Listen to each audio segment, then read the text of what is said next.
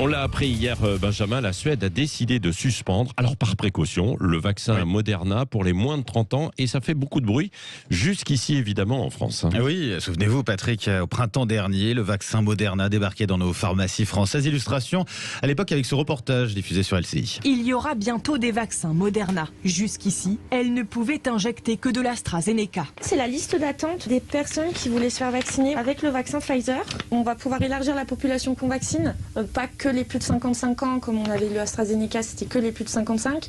Là, on va pouvoir vacciner les personnes qui sont plus jeunes. Oui, enfin pour ces jeunes, eh bien la Suède a donc dit stop à Moderna et ça fait réagir effectivement jusqu'à nos internautes français. À quand la France? À quand Pfizer? Lui aussi ARN messager, se demandent certains sur Twitter, qui postent également la question des conflits d'intérêts. Un autre internaute ajoute lui, désormais c'est au tour du Danemark d'interdire le Moderna pour les moins de 18 ans. Et c'est vrai, un message accompagné d'ailleurs d'un article publié hier par l'agence de presse Reuters. Alors pourquoi ces deux pays ont-ils décidé de se passer du vaccin Moderna pour les plus jeunes? Eh bien, si l'on prend l'exemple suédois, l'autorité de santé publique du pays explique que cette décision est motivée par un risque d'inflammation cardiaque chez les jeunes, des inflammations des muscles du cœur. Alors les effets secondaires sont, je cite, très rares selon l'autorité suédoise.